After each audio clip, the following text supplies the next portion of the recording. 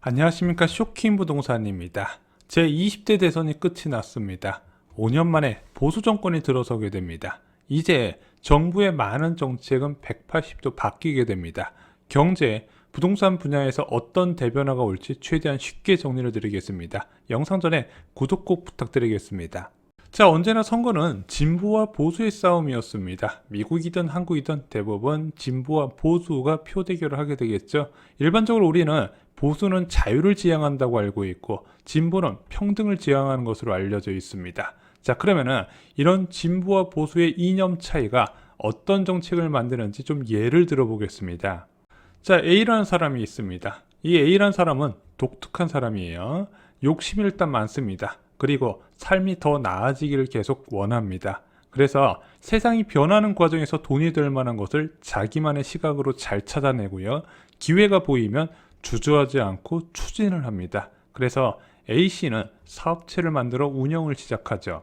그리고 A는 여러 번의 실패 끝에 대성공을 이루게 됩니다. 사업체의 성공으로 막대한 부를 쌓고 여기에 만족하지 않고 계속 투자를 진행합니다. 그리고 마침내 많은 직원을 채용한 대규모 사업체의 오너가 되죠.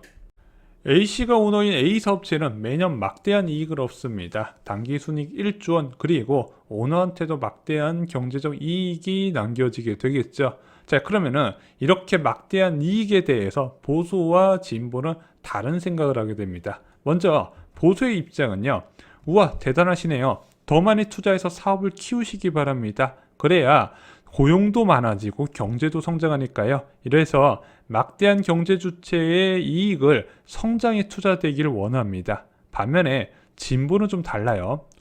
엄청 많이 벌었네요. 세금 더 내셔도 되겠죠. 왜냐? 당기 순이익이 1조 원, 그리고 개인의 수익이 1천억 원이나 되기 때문에 여기서 30-40% 뛰어도 막대한 이익이잖아요. 그럼 우리가 이 세금을 어디다 쓸까요? 어려운 사람들 지원해서 소비가 늘어나게 하겠습니다. 그래야 당신 A 사업체의 제품을 많이 사줄 거 아닙니까? 그래서 이렇게 막대한 이익을 일부를 분배해 사용하길 원하는 게 진보의 입장입니다. 그래서 보수에서는요, 특별한 사람이 세상을 이끌어가는 엘리트주의를 어느 정도 인정을 합니다. 사람마다 차이가 크며 다른 결과가 나오는 것은 당연하다. 그래서 위험을 감수하고 투자한 사람이 높은 보상을 받는 것이 진짜 자유라고 이야기를 하는 거죠. 그래서 이런 엘리트주의 관련된 부분은요, 경제정책뿐만 아니라 교육이나 부동산 정책에서도 반영이 됩니다. 그래서 일반적으로 보수 정부에서는 특목고나 자사고 같은 엘리트 교육에 대한 정책이 나오게 되고요. 또한 진보 정부에서는 평등을 강조하는 정책이 나오게 됩니다. 진보와 보수는요, 정부의 역할이 다르다고 생각합니다. 보수의 입장에서는 열심히 사는 사람들 마음 놓고 투자하게 환경을 만들어 줘야지, 세금을 많이 걷고 자꾸 규제하면 너 같으면 사업하고 싶겠냐? 그래서 보수는요, 일반적으로 작은 정부를 추구하게 됩니다. 정부의 시장 개입을 최소화할 필요가 있다는 거죠. 반면에 진보는 정반대 입장입니다. 야, 너네처럼 하면은 부가 소수한테만 집중되잖아. 몇몇만 잘 사면 그 기업 물건은 누가 사는데, 게다가 독과점이나 저임금, 환경오염, 안전사고 등은 어쩌라고 기업에도 일부 책임을 지울 필요가 있다는 부분이죠. 그래서 진보는 일반적으로 시장에 정부가 깊숙이 개입하는 큰 정부를 추구하게 됩니다. 자, 그럼 작은 정부를 추구하는 보수의 국정 운영 방향 볼게요. 대표적으로 미국 트럼프 대통령과 일본 아베 총리 사례에서 잘 나타나게 됩니다.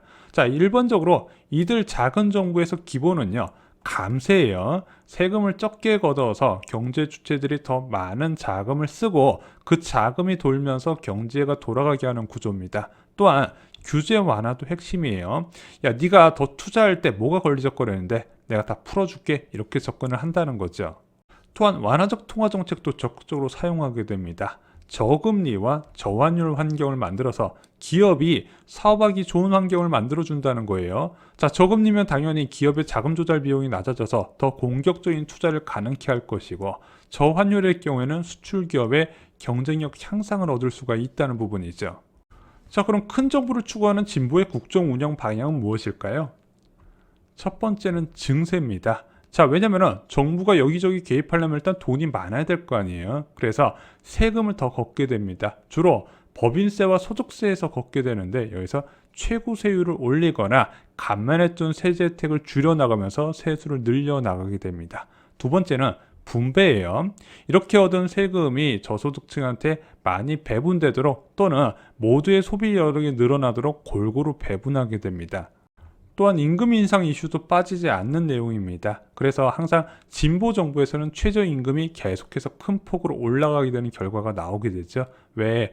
노동시장에서 공급이 더 많게 돼버리면 노동자의 삶이 피폐해지기 때문에 정부가 법적으로 강제하면서 이 정도 수준의 월급을 주라고 정부가 최저 하한을 정한다는 부분이죠.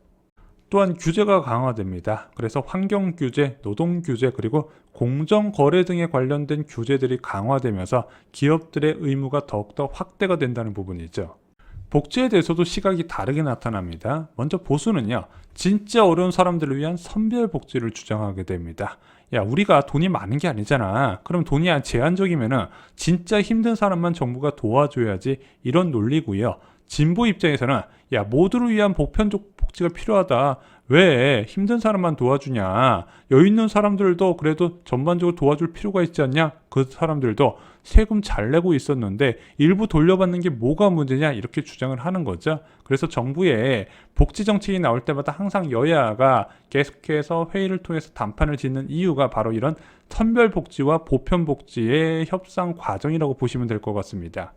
그럼 진보와 보수 누구의 말이 맞을까 한번 보겠습니다. 자, 보수의 이념대로 국정을 운영한다고 볼게요. 자, 대표적인 사례가 바로 아베노믹스 있죠. 일본의 잃어버린 20년을 탈피하고자 세계의 화살을 날리면서 일본의 영광을 재현시키려고 했습니다. 대기다만 통화정책, 대규모 인프라 투자, 거시적 구조개혁을 통해서 기업하기 좋은 활동 환경을 만들겠다는 거죠. 그래서 일본의 상장사들의 이익은 크게 늘어나게 됩니다. 반면에 일본인들의 생활은 갈수록 어려워지게 되죠. 게다가 정부의 지출은 감당하지 못할 정도로 늘어나면서 부채가 천문학적인 수준으로 늘어나게 됩니다.